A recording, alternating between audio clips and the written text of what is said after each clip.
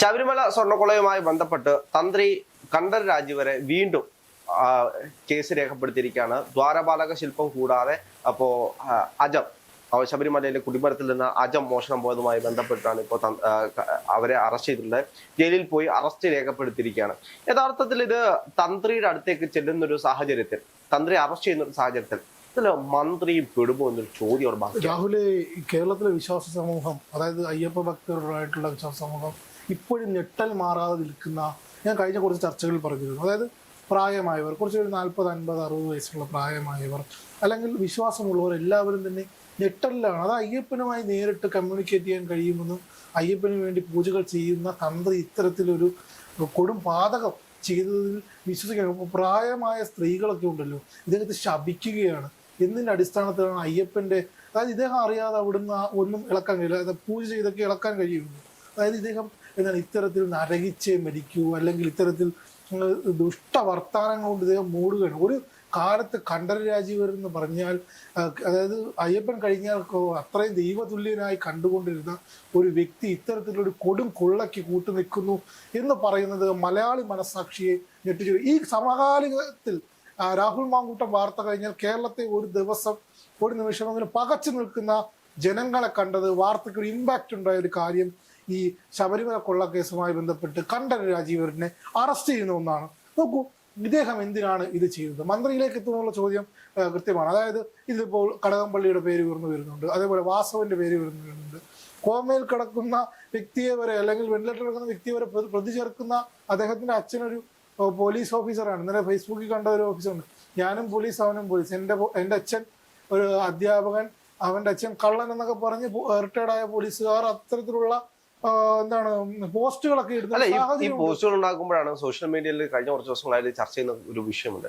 ശബരിമല സ്ത്രീ പ്രവേശനവുമായി ബന്ധപ്പെട്ട് ബിന്ദു അമ്മിണിയും രഹ്ന ഫാത്തിമയൊക്കെ ശബരിമലയിൽ കയറി.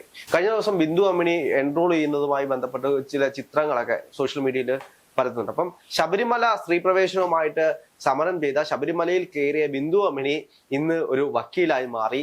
അതിന് സ്ത്രീ പ്രവേശിച്ചു കഴിഞ്ഞാൽ ഞാൻ പൂജ നിർത്തി, ഞാൻ വീട്ടിൽ പോയി, നട അടച്ച് ഞാൻ വീട്ടിൽ പോയി ഇരിക്കുമെന്ന് പറഞ്ഞ തന്ത്രി ജയിലിലേക്ക് പോകുന്ന ഒരു സാഹചര്യം ഉണ്ടായി. ഇതാണ് കഴിഞ്ഞ കുറച്ച് ദിവസങ്ങളായിട്ട് സോഷ്യൽ മീഡിയ ചർച്ച ചെയ്യുന്ന മറ്റൊരു വിഷയം എന്ന് പറയുന്നത്. അത് ശ്രദ്ധിക്കേണ്ട ഒരു വിഷയമല്ലേ? തീർച്ചയായിട്ടും. അതായത് ബിന്ദു അമ്മിണിയെ പോലെ അവരുടെ രാഷ്ട്രീയ ബന്ധമായിക്കോട്ടെ നിർബന്ധിച്ച് കയറ്റി എന്ന് പറയുന്നതിൽ അത്തരത്തിലുള്ള തെളിവുകൾ ഉണ്ടെന്ന് ഒരു കൂട്ടർ പറയുന്നു, ഇല്ലെന്ന് മറ്റൊരു കൂട്ടർ പറയുന്നു. സ്വന്തമായി കേസുകൾ വാദിച്ച് ജയിക്കാൻ സാധിക്കുമെന്നൊരു ശുഭാപ്തി വിശ്വാസം അവരോട് വെക്കുന്നു. നോക്കൂ, യുവതീ പ്രവേശനം മുതൽ ഇങ്ങോട്ട് കേരളത്തിൽ ഉണ്ടാകുന്ന എല്ലാ ഇലക്ഷൻ കാലത്തും ശബരിമലയുമായി ഉയർന്നു വരുന്ന ആരോപണങ്ങൾ, അതൊരു ശബരിമല ശരിക്കും പറഞ്ഞാൽ ഒരു ഇലക്ഷൻ മെറ്റീരിയലായി മാറിക്കൊണ്ടിരിക്കുന്ന ഒരു സാഹചര്യമല്ലേ? തീർച്ചയായിട്ടും. ഇപ്പോ നമ്മൾ ശ്രദ്ധിക്കേണ്ട കാര്യമാണ്. ഇപ്പോ എല്ലാവരും പറയുന്നുണ്ട് അയ്യപ്പൻ ഉണ്ടെങ്കിൽ അവിടെ നടന്നിട്ടുള്ള ഓരോ പ്രവർത്തികൾക്കും അതിന് കർമ്മം അവർക്ക് തിരിച്ചു കിട്ടുമെന്ന് പറയുന്ന ആളുകളുണ്ട്. ചെയ്ത പാപത്തിനുള്ള തെറ്റ് അനുഭവിച്ചേ പോകത്തുള്ളൂ എന്ന് പറയുന്ന കാര്യമുണ്ട്. അവിടെയാണ് കണ്ഠരര് രാജീവര് ജയിലിലേക്കും ബിന്ദു അമ്മിണി കോടതിയിലേക്കും അഭിഭാഷകയായി പോകുന്ന ഒരു സാഹചര്യം ഉണ്ടാകുന്നത്. അവിടെ ആരെയാണ് അയ്യപ്പൻ തുണച്ചത് എന്നൊരു ചോദ്യം, വളരെ ശക്തമായിട്ടുള്ള ചോദ്യം അവിടെ നിലനിൽക്കുകയാണ്. അതേപോലെ തന്നെ ഇന്ന് കണ്ഠരര് രാജീവരെ വിമർശിക്കുന്ന ഒരുപാട് പേരുണ്ട്. അദ്ദേഹത്തിന് പൂജ അറിയില്ല, പഴയ കാലം അല്ലല്ലോ, പഴയ കാലത്ത് എന്തെങ്കിലും ആട്ടിക്കൂട്ടി ചെയ്തു കഴിഞ്ഞാൽ ആരും ശ്രദ്ധിക്കില്ല. ഇന്ന് പക്ഷെ അങ്ങനെയല്ല, സോഷ്യൽ മീഡിയ ഉണ്ട്, ക്യാമറ കണ്ണുകളെല്ലാം അദ്ദേഹത്തിന് ഡയറക്റ്റ് ചെയ്തിങ്ങനെ നിൽക്കും. ഒരു പരിപൂജ ചെയ്യുമ്പോൾ അദ്ദേഹത്തിന്റെ കയ്യിലുണ്ടാകുന്ന ഓരോ മുദ്രകളാണെങ്കിൽ പോലും അത് സസൂക്ഷ്മം വീക്ഷിക്കാൻ വേണ്ടിയിട്ട് ഇവിടുത്തെ തന്ത്രി പരമ്പരയിൽപ്പെട്ട, അല്ലെങ്കിൽ മന്ത്രവും പൂജയും ഒക്കെ കൃത്യമായി കൈകാര്യം ചെയ്യുന്ന അത്രയ്ക്ക് അറിവുള്ള ആളുകൾ ശ്രദ്ധയോടെ കാത്തിരിക്കുകയാണ് ശബരിമലയിലെ തന്ത്രിക്ക് പൂജ അറിയാൻ കഴിയുമോ. അപ്പൊ കഴിഞ്ഞ കുറച്ച് ദിവസങ്ങളായിട്ട് അതുമായി ബന്ധപ്പെട്ട് ഒരുപാട് ചർച്ചകൾ നടക്കുന്നുണ്ട്. കണ്ഠരര് രാജീവർക്ക് പൂജ ചെയ്യാൻ അറിയത്തില്ല എന്ന് പറഞ്ഞുകൊണ്ട് കുറെ ആളുകൾ വന്നിട്ടുണ്ട്. അപ്പൊ എന്ത് തന്നെയാണെങ്കിലും ഈ കണ്ഠരര് രാജീവർ എന്ന് പറയുന്ന, അല്ലെങ്കിൽ ശബരിമലയിലെ തന്ത്രി കുടുംബം വീട്ടിലിരുന്നാൽ മതി, യഥാർത്ഥത്തില് അഭിവൃദ്ധി തന്നെ ഉണ്ടാവും. ഒന്ന് നോക്കൂ, ശബരിമലയിൽ വരുന്ന എല്ലാ ആളുകളും അദ്ദേഹത്തെ പോയി കണ്ട് സ്വർണം കൊടുക്കുന്ന ആളുകളുണ്ട്, പണം കൊടുക്കുന്ന ആളുകളുണ്ട്, പൊന്നാട അണിയിക്കുന്ന ആളുകളുണ്ട്. ഞാൻ ശബരിമലയിൽ 4-5 പ്രാവശ്യം ദർശനം നടത്തിയിട്ടുണ്ട്. അപ്പോൾ അതായത് ഇതുമായി ബന്ധപ്പെട്ട് പല പ്രാവശ്യം ദർശനം നടത്തി. ഞാൻ ഈ കണ്ഠരര് രാജീവരന്റെ ഇരിക്കുന്ന സ്ഥലത്ത് പോയി ഈ കൂവളത്തിന്റെ ഇലയിൽ പ്രസാദം തരും. അപ്പോൾ നമ്മൾ ചില പ്രിവിലേജുകളൊക്കെ ഉപയോഗിച്ച് ആ കാലത്ത് കയറുകയും, ആ സമയത്ത് ഞാൻ ഈ ഉണ്ണികൃഷ്ണ പോറ്റിയെ ഇദ്ദേഹത്തോടൊപ്പം ഇവിടെ കണ്ടിട്ടുണ്ട്. അദ്ദേഹം ഇങ്ങനെ ഇട്ട് തരുകയും അദ്ദേഹത്തിന് കിട്ടുന്ന ഒരു വലിയ പ്രിവിലേജ് അതിനകത്തേക്ക് കിട്ടുമ്പോൾ അദ്ദേഹത്തിന്റെ ഒരു ഓറ, അയ്യപ്പന് സമാനമായ അദ്ദേഹത്തെ കാണുമ്പോഴത്തേനും കാലിൽ വീണ് തൊഴുത് കിടക്കുന്ന ഒരു പ്രത്യേക ജനസമൂഹത്തെ അല്ലെങ്കിൽ ഭക്തജനങ്ങളെ നമുക്ക് അവിടെ കാണാൻ കഴിയുന്ന ഒരു സാഹചര്യമാണ്. അത്രയും പ്രിവിലേജിൽ അഭിവൃദ്ധിയുള്ള ഒരാൾ ഇത്തരത്തിലൊരു കൊള്ളയ്ക്ക് കൂട്ടുനിന്നു എന്ന് പറഞ്ഞാൽ വിശ്വസിക്കാൻ കഴിയുന്നില്ല. അദ്ദേഹത്തിന് തന്നെ സ്വന്തമായി മനസ്സിലാവില്ല. അവിടെ എന്താണ് സംഭവിച്ചതെന്ന് വെച്ച് കഴിഞ്ഞാൽ അയ്യപ്പന്റെ സ്വത്ത് എന്റെ സ്വത്ത് കൂടെയാണ് എന്നുള്ളൊരു സ്വത്തിലുള്ള ലാഭേച്ഛ, അവിടെയാണ് വിഷയം വന്നത്. അതായത് കൊടിമരത്തിലിരിക്കുന്ന ധ്വജം, ആ ധ്വജത്തിലെ അശ്വം, ആ അശ്വം എന്ന് പറയുന്നത് ഒരു കൊടിമരത്തിന്റെ മണ്ടയിലിരിക്കുന്ന അത് അത്രയും സ്പിരിച്വൽ വാല്യൂ ഉള്ള ഒരു കാര്യമാണ്. അത് എന്റെ വീട്ടിൽ ഇരുന്നോളും, അത് കുഴപ്പമില്ല, അയ്യപ്പന് ഇതൊന്നും വിഷയമുള്ള കാര്യമല്ല, എന്റെ അയ്യപ്പനല്ലേ ഞാൻ വെച്ചോളാം എന്നുള്ളൊരു തോന്നൽ ഉണ്ടായതാണ്. അവിടെ സ്വർണത്തിലേക്ക് അല്ലെങ്കിൽ ഒരു ഗജം അത് എത്ര പവൻ ഉണ്ടാവും എന്ന് ചോദിച്ചു കഴിഞ്ഞാൽ എത്ര ഉണ്ടെങ്കിലും കൂടിപ്പോയി കഴിഞ്ഞാൽ ഇപ്പോ 50 ലക്ഷം 60 ലക്ഷം ഒരു തന്ത്രി അവിടെ വെറുതെ ഇരുന്ന് കഴിഞ്ഞാൽ അദ്ദേഹത്തിന് ഒരു ദിവസം ഒരു പൈസ കിട്ടും.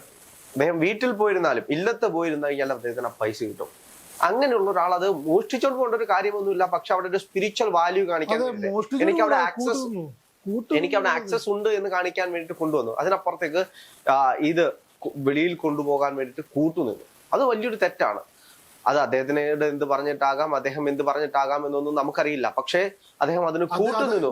ഇതൊക്കെ അദ്ദേഹം ഏതെങ്കിലും തരത്തിൽ ജാമ്യം കിട്ടി പുറത്തു വരികയാണെങ്കിൽ അദ്ദേഹത്തെ ആൾക്കൂട്ട വിചാരണ ചെയ്യാനുള്ള സാഹചര്യങ്ങൾ വരുന്നുണ്ട്. അതായത് അത്രത്തോളമാണ് വിശ്വാസ സമൂഹം അതിനെ കണ്ടിരിക്കുന്നത്.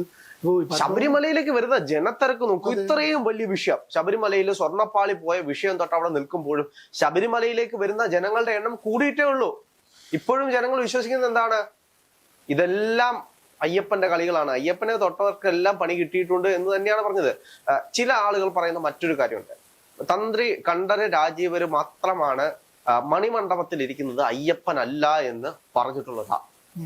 മണിമണ്ഡപത്തെ തൊട്ട് കളിച്ചിട്ടുള്ള, അതായത് ഞാൻ ഒരുപാട് പേരോട് അന്വേഷിച്ച സമയത്ത് പറഞ്ഞതാണ്, മണിമണ്ഡപത്തിൽ തൊട്ട് കളിച്ചിട്ടുള്ള ആളുകൾ, മണിമണ്ഡപത്തിലെ ശക്തിയെ ചോദ്യം ചെയ്തിട്ടുള്ള ആളുകൾ, അവരെല്ലാം പണി കിട്ടിയിട്ടുണ്ട് എന്നതാണ് എല്ലാവരും പറഞ്ഞിട്ടുള്ളത്. അപ്പോ മണിമണ്ഡപത്തിൽ ഇരിക്കുന്ന അയ്യപ്പനല്ല എന്ന് പറഞ്ഞ തന്ത്രി കണ്ഠര് രാജീവർക്ക് ഇതല്ല, ഇതിനപ്പുറം എന്താണ് വരാനുള്ളത് എന്ന് ചോദിക്കുന്ന ചില ആളുകളുണ്ട്. അവിടെയാണ് ചില ശക്തികളെ ചോദ്യം ചെയ്യുന്നത്. ഇതെല്ലാം അതീന്ദ്രിയമായിട്ടുള്ള കാര്യങ്ങളാണ്. നമുക്ക് ഇതുമായി ബന്ധപ്പെട്ട് ഒന്നും പറയാൻ കഴിയില്ല. എന്താണ് യാഥാർത്ഥ്യമെന്നോ എന്താണ് അതിന്റെ സത്യസന്ധതയെന്നോ ഒന്നും നമുക്ക് പറയാൻ കഴിയില്ല. പക്ഷേ ഇതില് നമ്മൾ ശ്രദ്ധിക്കേണ്ട ഒരു കാര്യം എന്ന് പറയുന്നത് വിശ്വാസി സമൂഹത്തിനേറ്റ വിള്ളൽ. ചിലര് പറയും സ്ത്രീ പ്രവേശനം അയ്യപ്പന്റെ ഒരു കളിയായിരുന്നു അവിടുത്തെ, അതുകൊണ്ട് പിന്നീട് സുരക്ഷ കൂട്ടി, ഫെസിലിറ്റീസ് കൂട്ടി, ശബരിമല മറ്റൊരു രീതിയിലേക്ക് പോയി, അതുകൊണ്ട് ഈ സ്വർണം ഈ വിഷയം ഇപ്പൊ ഉണ്ടായി. എങ്ങനെയാണ് സ്വർണത്തിന്റെ വിഷയം വന്നത്? അതൊരു ആഗോള അയ്യപ്പ സംഗമത്തിൽ നിന്ന് തുടങ്ങിയാണ്. സഖാവ് പിണറായി വിജയൻ അയ്യപ്പനായി സ്വാമി ശരണം അയ്യപ്പ എന്ന് സഖാവ് പിണറായി വിജയൻ മനസ്സറിഞ്ഞ് വിളിച്ച സമയത്ത് അയ്യപ്പൻ നേരിട്ടിറങ്ങി വന്ന് ചെയ്ത പാപങ്ങൾ തിരുത്താൻ വേണ്ടിയിട്ടൊരു അവസരം ഒരുക്കി കൊടുത്തതാണ് എന്ന് പറയുന്ന ആളുകൾ വരെയുണ്ട്. അപ്പൊ എന്ത് തന്നെ ആണെങ്കിലും അയ്യപ്പനോട് കളിച്ച കളിയിൽ ചില ആളുകൾ പെട്ടിട്ടുണ്ട്, ഇനി ചില ആളുകൾ പെട്ടുപോയേക്കാം.